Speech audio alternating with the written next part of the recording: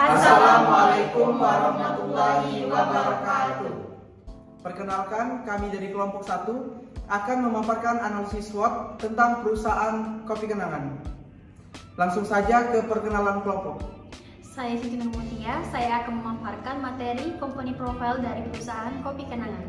Saya Nabila Inistin akan memaparkan materi tentang strength atau kekuatan dari perusahaan Kopi Kenangan. Saya Mona Sadinanti akan memaparkan weakness atau kelemahan dari perusahaan Kopi Kenangan. Saya Alif Aupa akan memaparkan opportunity atau peluang dari perusahaan Kopi Kenangan.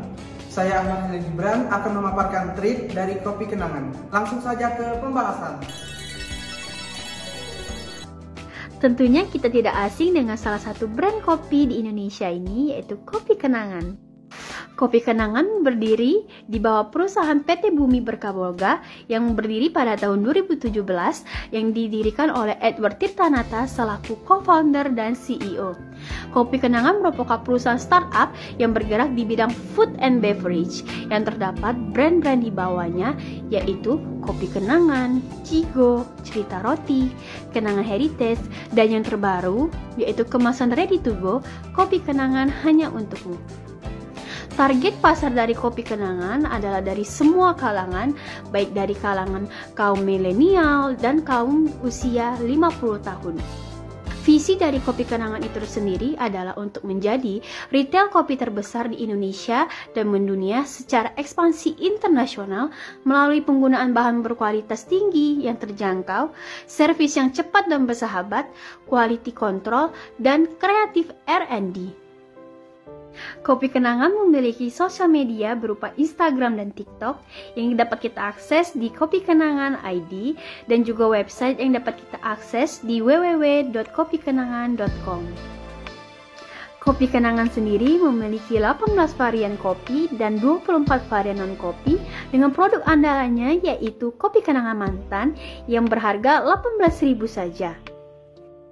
Dan pada tahun 2020, Kopi Kenangan sudah menjual sebanyak 30 juta cup kopi dan lebih dari 868 store yang berdiri di 65 kota di Indonesia. Dan pada tahun 2022, Kopi Kenangan membuka gerai pertamanya di luar negeri yaitu di Malaysia. Dan pada tahun 2021, Kopi Kenangan menjadi first Southeast Asian new retail food and beverage unicorn dengan mencatat nilai valuasi di 1,3 triliun. Baiklah, di sini dengan saya Nabila Inistin, NIM 20203066. Di sini saya akan menjelaskan tentang strengths atau kekuatan dari Kopi Kenangan. Yang pertama, Kopi Kenangan menawarkan menu dengan kualitas terbaik dengan harga yang terjangkau karena Kopi Kenangan dibuat langsung menggunakan mesin dari Italia. Yang kedua, terkait nih dengan mesin kopinya. Dibuat menggunakan mesin kopi yang berkualitas, otomatis kopi yang dihasilkan akan berkualitas juga. Yang ketiga, bisa dilihat dari gambar, banyaknya varian menu dari Kopi Kenangan, yaitu ada 18 varian. Yang keempat, bisa dilihat dari tulisan di atas, Kopi Kenangan memiliki konsep grab and go, jadi memudahkan untuk di take away. Dan yang kelima, dilihat dari tulisan di atas, Kopi Kenangan memiliki aplikasi sendiri sehingga memudahkan para konsumen untuk membeli. Tidak harus datang secara langsung ke tempat, dia bisa juga menggunakan aplikasi dari Kopi Kenangan sendiri. Nama saya Mona Sadinanti dengan NIM 2020603093. Di sini saya akan menjelaskan materi tentang weaknesses atau kelemahan pada perusahaan Kopi Kenangan. Yang pertama, rasa yang inkonsisten. Untuk kelemahan di sini ditemukan beberapa protes dari customer yang merasa Kopi Kenangan kurang konsisten rasanya di gerai yang satu dengan gerai yang lain. Yang kedua, aplikasi sering error. Jadi, customer merasa kesulitan untuk membeli kopi tersebut dikarenakan adanya kendala untuk menggapai website mereka. Yang ketiga, segmentasi pasar cenderung terbatas pada generasi milenial, tidak menjangkau orang tua. Seperti yang kita ketahui, untuk di Indonesia sendiri, mengopi merupakan pembuka untuk mereka di pagi hari. Namun, kopi kenangan ini mengusung konsep untuk anak muda dan karyawan di kopi kenangan yang muda juga. Di sini menurut saya tidak menjangkau orang tua. Padahal menjangkau orang tua ini pasarnya juga luas jika mereka dapat menjual kopi mereka sehingga membantu bisnis mereka dengan baik lagi. Yang keempat, kurang maksimal pelayanan. Seiring peningkatan peminat, seringkali ditemukan viralnya pengunjung di gerai, mengakibatkan banyak customer yang melakukan protes karena menurut mereka pelayanannya kurang baik atau kurang diperhatikan. Selanjutnya, hasil akhir bergantung pada sumber daya manusianya. Contohnya adalah hasil akhir dari produk yang akan diberikan ke konsumen adalah produk buatan dari barista atau orang yang bekerja di dalam gerai kopi tersebut, sehingga terdapat kemungkinan apabila SDM-nya tidak memungkinkan membuat minuman yang baik, maka akan berpengaruh juga terhadap rasa yang akan dirasakan oleh konsumen nanti terhadap minumannya. Baik, selanjutnya yaitu opportunities. Di opportunities itu sendiri, yang pertama ada menjual produk lain yang sudah dikatakan tadi, tidak hanya menjual kopi saja, tetapi kopi kenangan juga menjual brand lain seperti tumbler dan juga tote bag.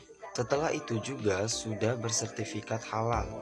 Otomatis masyarakat Indonesia yang mayoritas muslim akan lebih suka mencicipi atau makan di kopi kenangan tersebut. Selanjutnya adalah bisa mengembangkan usaha di seluruh Indonesia karena sudah memiliki lebih dari 878 outlet yang tersebar di 68 kota di Indonesia. Kemudian kopi kenangan juga memiliki relasi yang sangat baik kepada konsumen. Nah, di sini didukung oleh dengan adanya konten curhat bersama kopi kenangan melalui platform-platform media sosial, yaitu seperti TikTok, Instagram, WhatsApp, dan juga emailnya kopi kenangan. Perkenalkan, saya Ahmad Halil Gibran dengan NIM 2020-60369. Di sini saya akan menjelaskan materi SWOT mengenai threats atau ancaman dalam perusahaan kopi kenangan. Langsung saja ke materinya. Untuk analisis threats yang pertama dalam perusahaan kopi kenangan, yakni menjamurnya kedai-kedai kopi di mal dan lokasi strategis lainnya.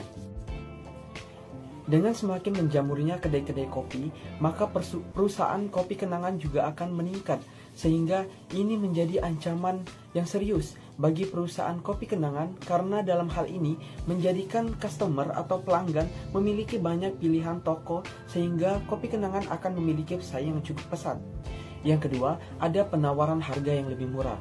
Ancaman kedua yakni penawaran harga yang lebih murah, di mana hal ini tentunya akan menjadi daya tarik tersendiri bagi para pelanggan atau customer, sehingga hal ini juga dapat menjadi ancaman yang cukup serius bagi perusahaan kopi kenangan karena pelanggan akan memiliki banyak pilihan yang menjadikan mereka lebih tertarik pada harga yang lebih murah. Yang ketiga, ada variasi rasa yang lebih menarik tanpa memikirkan kualitas bahan. Dalam hal ini, kopi kenangan yang kita ketahui notabene lebih mementingkan kualitas rasa dan bahan akan tersaingi dengan kompetitor lainnya yang hanya mementingkan dari segi rasa tanpa mementingkan kualitas bahan yang digunakan. Nah, dalam hal ini perusahaan kopi kenangan yang mementingkan segala hal dalam aspeknya juga akan mempertimbangkan dalam penentuan harga. Hal inilah yang menjadikan ancaman bagi perusahaan kopi kenangan dalam persaingan harga di perusahaan lainnya. Dan yang terakhir, ada kenaikan harga bahan baku karena terbatasnya persediaan yang menjadikan perusahaan kopi kenangan harus mempertimbangkan dalam hal penentuan harga. Hal ini juga akan menentukan dan berpengaruh pada daya tarik beli para pelanggannya karena dalam hal harga, pelanggan akan mencari harga yang lebih murah. Itu saja materi dari saya mengenai threats atau ancaman dari perusahaan kopi kenangan. Sekian, terima kasih. Sekian dari kami. Wassalamualaikum warahmatullahi wabarakatuh.